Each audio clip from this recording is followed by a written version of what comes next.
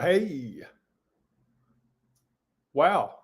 You're playing with me. Wow. So this is a recorded episode, and apparently we've got some technology things going on, but hey, I'm going to power through. It's a new week of episodes. We're going to be talking about the support of friends and family. And today we're going to talk about, well, the know-it-all. You know what I mean. You might even be one. But we're going to talk about that in more detail today on episode 806 of today's Antidote. Stay tuned for today's Antidote, brought to you by the Renegade Success Network. Today's Antidote features a healthy dose of thought-provoking insights and information for business owners, entrepreneurs, leaders, and nonprofit professionals. Each day since March of 2020, this program has offered that one thing to help you continue on your own unique pathway to success. And now, Renegades, we bring you Bob Graham and Tom Brush. And Tom, I can now tell you with great certainty, the number of bites of dry Rice Krispies that you can eat while that intro plays is 4. Is that like how many licks does it take to get to the Tootsie Roll of a Tootsie Roll Pop? No, I'm trying to eat breakfast, and I was trying to sneak a couple bites. And I wanted to take one more, and I'm like, no, if I do, I'm going to be going, and that didn't sound good. So, and I see we have matching shirts today. Nice. Yes. I don't know. You got the memo finally. I've been trying to pull this off for 100 or 800 episodes, and finally got it squared away. So here we go. And folks, I should tell you up front, this is a recorded episode. The episodes will be recorded this week. So we will not be able to respond to your comments during the program, but we will read them all, and we will actually respond to all of them in the comments in the next couple hours. You there, Sure. Tom?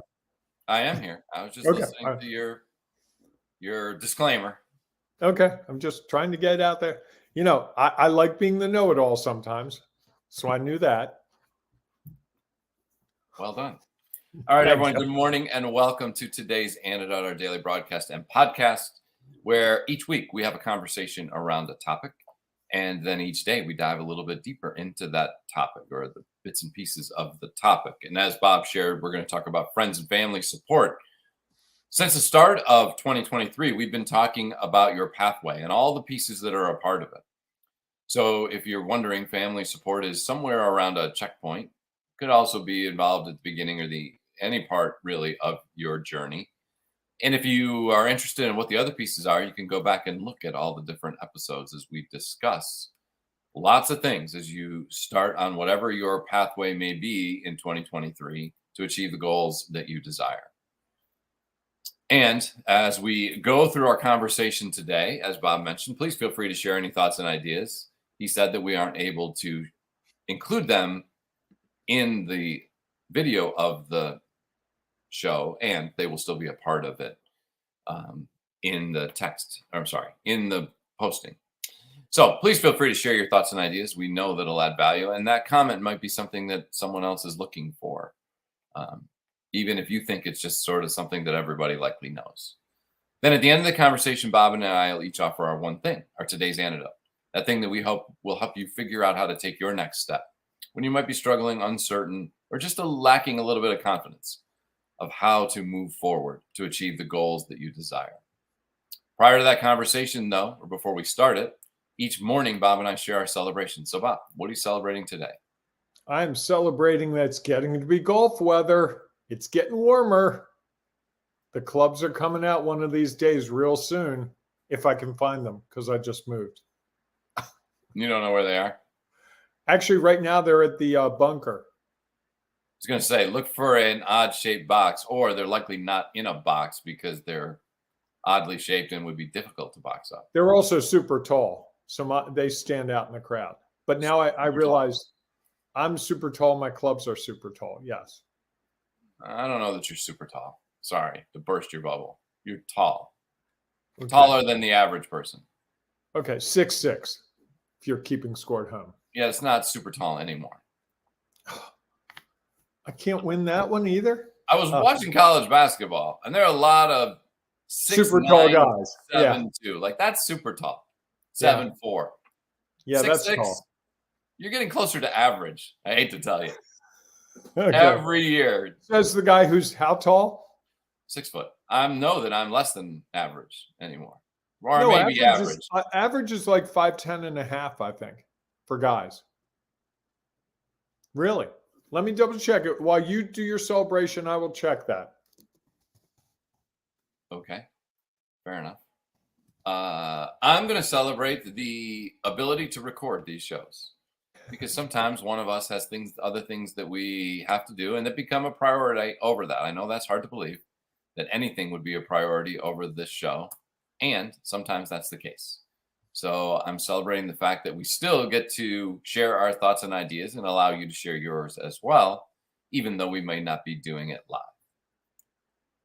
Did you get the answer? I did. This number comes from data published in December 2018, collected by the National Health and Nutrition Examination Survey of American men 20 and older. The average is 5'9". 5'9"? Yep. That was a sampling of 47,233 men. And how many men are there in the world? Like 2 billion? Right, but they do these studies. And over the last century, that has grown by, excuse the pun, 6.7 inches. Okay, over the last century? Yes. So, which explains if you ever go to like Fort McHenry or Monticello or any of the other places where some of those dudes from way back in the past, like the Hamilton era, they all had really small beds. Like I couldn't even like be in the fetal position in some of the beds from those days. Well, so if it's gone up 6 inches in the last century. Mm-hmm. So that means 6.7. 6.7. So if you take the last 5 years, because you said that survey was from 18, means it was published in 18, which probably means it's a little bit older than that. So you're probably looking at another almost inch growth in that. So it's probably now at least 5'10". Which is, what did I say? I don't remember. 5'10" and a half. Okay. Anyhow, you're sounding a little bit like the know-it-all. Just sharing that. Well, the internet allows us to be the know-it-all, right? Well, are we the know-it-all, or is the internet the know-it-all? And we're just repeating the information the internet provides us. I think it's ChatGPT that's the know-it-all for most people these days. Yeah, I don't know that it knows it all. It knows some of what we know. Fair. Right? It's not creating original. Yeah. It's creating something from what someone else once shared. So really, ChatGPT knows nothing. Is that fair? Wow. Yeah. Now I'm the know-it-all. So clearly there are plenty of know-it-alls all around us, or at least people who pretend to know it all. Yes. How does that impact us as we look at our professional life or our work world, or being a small business owner or leader of any organization? Family and friend support can be beneficial, although I'm sure we have all dealt with the know-it-all. Any thoughts on that, Bob? I do have some thoughts on that. And I want to put a disclaimer out right now. I am not talking about anyone specifically. I'm talking in generalities. There are people in my life who may have one or two of these characteristics, but no one has them all. I'm doing this in a dramatic way for the purposes of this program. Again, I am not talking about anyone specific. Okay. Nice disclaimer. You might want to put that in the comments section of the probably a good idea. So you know that know-it-all. And like I said in the opening, you may very well be that know-it-all if you really think about it, if you're honest with yourself. That's the person who, whatever you tell them you're doing in your business is wrong. They have a better way. They saw a story on, or they heard a story on NPR. They read an article. They read a book about this. I used to do marketing, a lot of marketing work, and I would have people tell me, my favorite was they'd be like, So let me tell you how you should market your company. I'm like, really? Okay. And then they tell me that, this really cool thing, because we're talking 2010. It's a really cool thing. You should go to Facebook and do Google ads. Those are the two things. Didn't matter what. And seriously, all my friends, that's how they're getting business. That's it. And you've heard it more recently, probably from someone who's like, I hear everyone's on Insta. Or they're on social. When they go with the short name, they're a know-it-all. That's a giveaway. Okay. Sorry, you Insta people and you social people. It's social media and it's Instagram. And the know-it-all wants to prove. Does that make you a know-it-all? Because you just told them that they were basically wrong. Yeah. See, I think we all fall into it from time to time. And we have the ability to, and we can also have the ability to try not to. I think one of the big things about the know-it-all is that they think they're right and you're wrong. And they're trying to prove they're right. I think that's the even worse part of it. Sure. It's not just that they think they're right. They have to tell you and convince you that they're right. Right? Correct. I don't know. Goodness. Well, I mean, I think that's the challenge, right? Is that, that might not be what you're looking for. Correct. That if you are looking for just someone to listen, clearly that might not be the person you approach, the person who typically isn't willing to just be the person who says, hey, I know you want to celebrate, or I know things are struggling. I'll just sit here because you want someone to feel like you want to be heard. And I will sit here and let you share whatever it is you want to share for the next 5 minutes. And, I think the people in our lives who tend to play the know-it-all role wouldn't give you 5 minutes, or they would be like squirming in their seat because of course they had something that they wanted to share and likely didn't even listen to what you had to say before they were like, oh my God, I've got to say this. And, and I think that while sometimes, like you saying to me that, yeah, the average height of a man is 5'10", that can be helpful.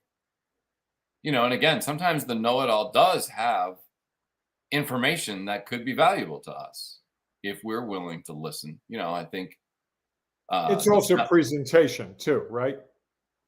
Sometimes it's us. Right. It can be both. Again, it gets to what we were talking about last week with regards to communication. Communication becomes the key to this. How do you negotiate that so you don't sound like the know-it-all? Because we all have information. It's sharing the information, but it's sharing it when the person is prepared for it and when you can deliver it in a way that doesn't have to convey that you're brilliant.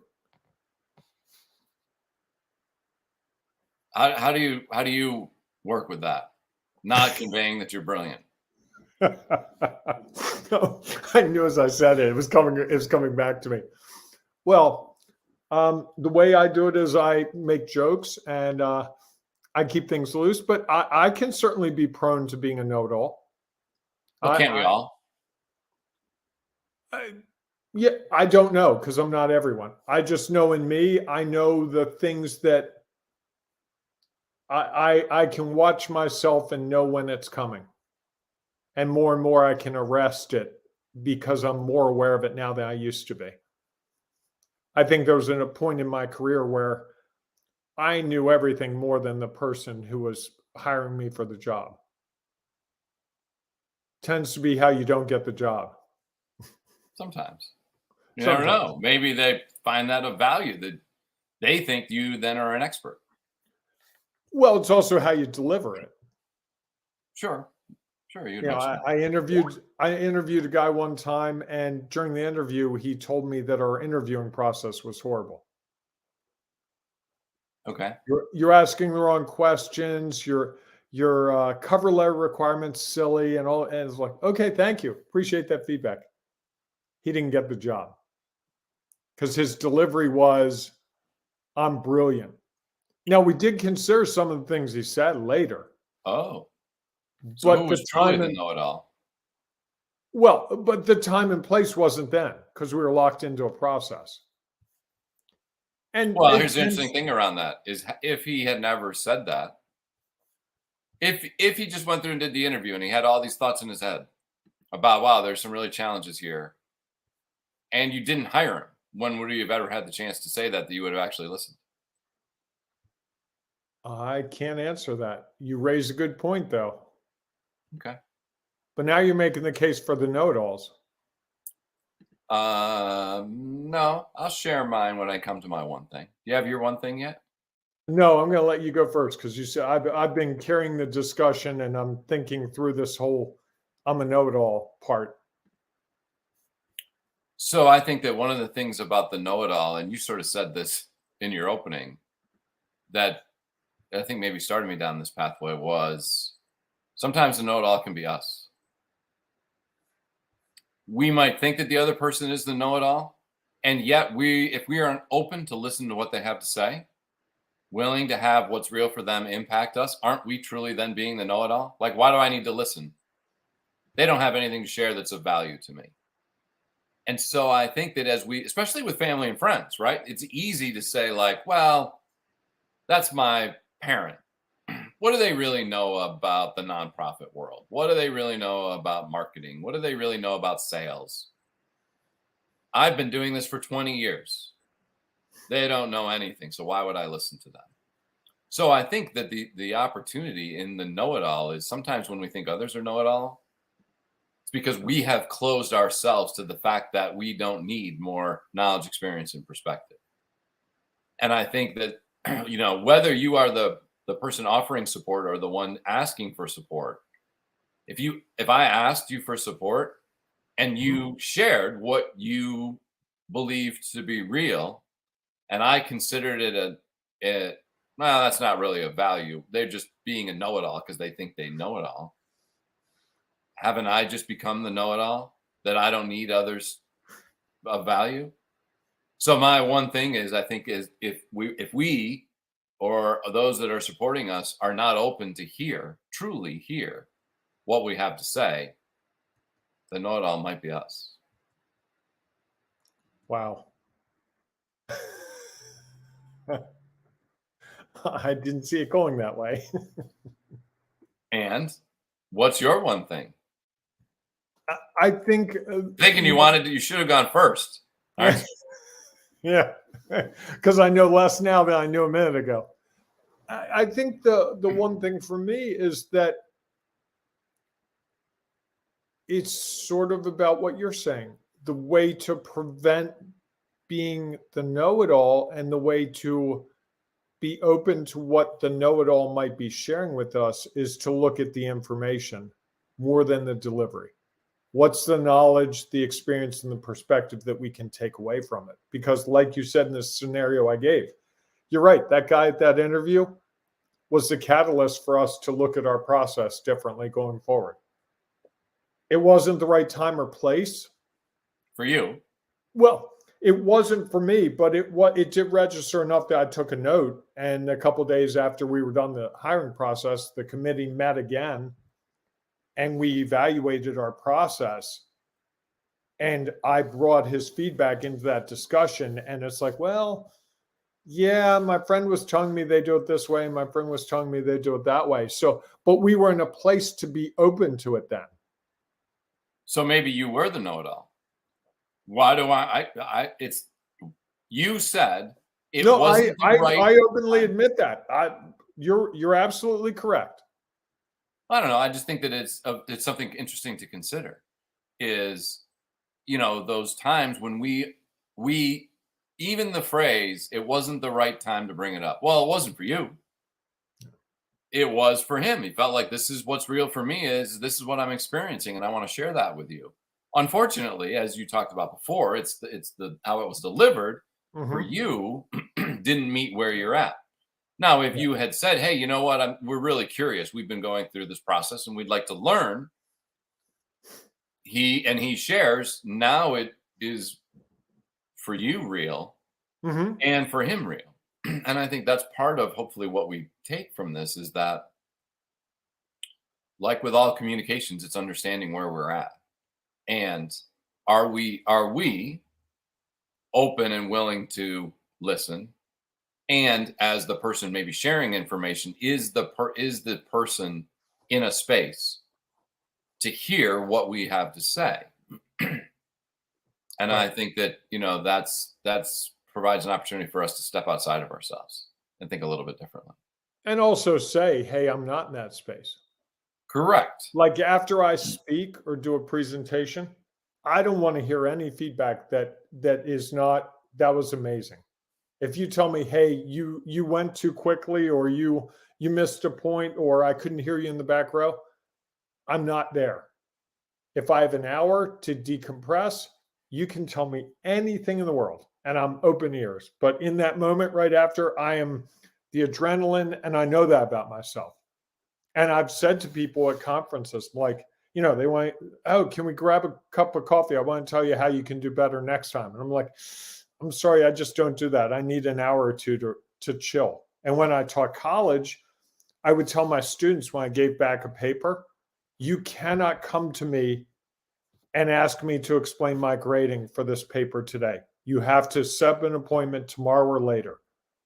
And that probably diffused 80% of the people coming to me, because upon reflection, it got out of the emotion and into the reality. I know, Tom, we were having this discussion earlier about emotion. I'm with you. No, I just think it's interesting to consider. Okay. All right. Well, this was a great episode. One of my favorites. I like where I have I set it up that we all know one. It may be you, and it turns out I know one, and it's me. And I had that lovely disclaimer that really was directed at me, I think. Funny how that worked out, isn't it? Yeah, I hate this show sometimes. All right, everybody. If you have one thing you'd like to share, please feel free to put it in the comments, because we know it might be someone else might be like, holy cow, I never thought about it that way. And it might impact if they're open to hearing it. And don't consider yourself the know-it-all if you share what's real for you. You might want to just ask if others are open to hear this, like the person in the interview. If he said, I have some feedback, are you open to that? Might have had a little different impact on the interview and whatever. And he might have also been thinking like, you know what? I really don't want this job because the interview process stinks. So I'm just going to share it. What do I care? Anyhow, so please feel free to share your thoughts and ideas as you think about friends and family support and who is really the know-it-all. We know if you're listening to the podcast, there's no opportunity to do that. So please feel free to join us in the Ring of Renegades, our Facebook group, where you can share your thoughts and ideas there and have an impact on someone else. And if you're open to it, you might learn something else and be like, wow, I guess there is an opportunity to that. Or you could just be the know-it-all and share what's real for you and not really care what others have to say. It's a possibility. All right. So we look forward to seeing you inside that Ring of Renegades Facebook group. If not, we'll see you tomorrow morning, 7 a.m. Eastern time for our next episode. I'm sure it'll be just as interesting, of today's Antidote. Have a great day, everyone. Hey, embrace the renegading you. Even if you're a know-it-all like me, embrace the renegading you. All right. Sounds good. We'll see you all soon. Thanks for listening to today's Antidote, powered by the Renegade Success Network. The Renegade Success Network helps you confidently create your own unique pathway to success. To learn more about the Renegade Success Network and how you can take your next step, follow us on Twitter, connect on LinkedIn, or join the Ring of Renegades Facebook group. For full details on how you can join our community, go to renegadesuccessnetwork.com. Embrace the renegade in you.